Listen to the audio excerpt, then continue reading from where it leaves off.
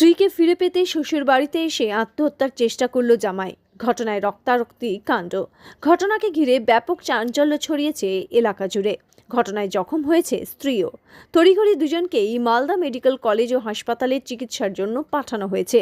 বুধবার দুপুরে ঘটনাটি ঘটেছে পুরাতন মালদাহের মহিষবাথান পঞ্চায়েত খনিবাথান এলাকায়। স্থানীয় সূত্রে জানা গেছে, বিগত 9 মাস আগে রতুয়া থানার বোলপুর এলাকার বাসিন্দা অজয় রায়ের সাথে খনিবাথান গ্রামের যুবতী সুভা চৌধুরী দুজনেই প্রেম করে বিয়ে করে। পরবর্তী দুই পরিবারের তরফে তাদের সম্পর্কে মেনে নেন। তবে গত 1 মাস আগে পারিবারিক অশান্তির কারণে ওই যুবকের স্ত্রী তার মায়ের বাড়িতে চলে আসে।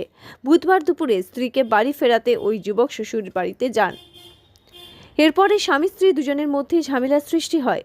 ওই যুবক ধারালো ছুরির কোপে মারে স্ত্রীর গলায় এবং হাতে গুরুতর চোট লাগে।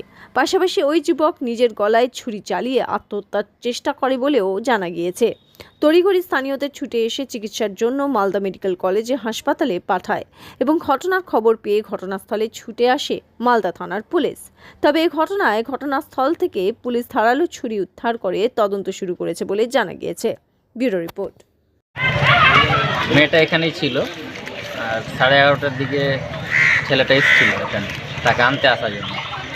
তাদের মধ্যে হয়তো কোনো গণ্ডগোল ছিল ছেলে মেয়েদের মধ্যে। তো ছেলেটা যখন তাকে আনতে আসে, মেয়েটা কিন্তু বলছিল আমি যাবো না তোমার কাছে, ওখানে যাবো না। এই নিয়ে হয়তো তাদের মধ্যে কোনো কিছু হয়েছে। তো প্রায় 10-15 মিনিটের মধ্যে আমরা এখানেই ছিলাম। তো শুনতে পাচ্ছি যে একটা ছেলে তার নিজের গলা কেটে দিয়েছে, কিন্তু আমরা জানতাম না যে কে কেটেছে। গিয়ে দেখতে পাই যে ছেলেটা এভাবে মেয়েটারও গলায় একটু কেটেছে, হাতেও কেটেছে, প্লাস নিজের গলায় নিজে চাকু লাগিয়ে কেটে দিয়েছে। তারপরে পাড়া প্রতিবেশী তাকে উঠিয়ে তখন হাসপাতালে। আমরা দৌড়িয়ে গেছি, দেখছি যে ওইরকম আছে। কিরকম দেখছি যে মারামারি লেগেছে, আমরা ভিতরে ঢুকে নি, দূর থেকে চলে আসলাম যে মার্ডার হয়ে গেছে, কিন্তু আমরা ভয়ে যাইনি কি হয়েছে না হয়েছে। তো কোথায় কোথায় পরে থেকে দেখলাম যে গলাতে।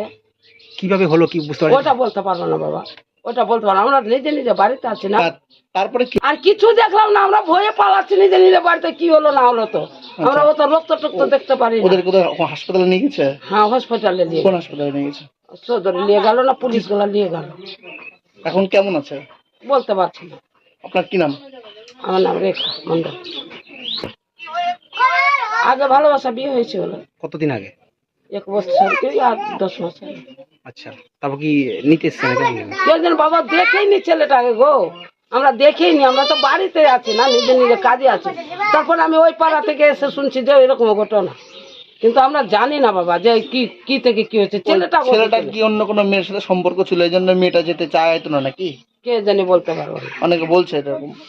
না বলতে পারবো না। সে ওখানেও ছিল আগে, এখন এখানে থাকছে। সমস্যাটা কি নিয়ে কিছু? ওই তো কথা বলবে বাবা, পরের কথা। ও কি বলবে আমাকে অন্তরের কথা, কি হয়েছে, কার বাড়ির কথা। এমনি তো শুনলাম চেংড়া বাচ্চা এসে বললো, তো দৌড়িয়ে গেলাম। তো আর আমরা বুঝতে পারলাম না, আমরা ভয়ে যাচ্ছি না যে কি হলো না হলো।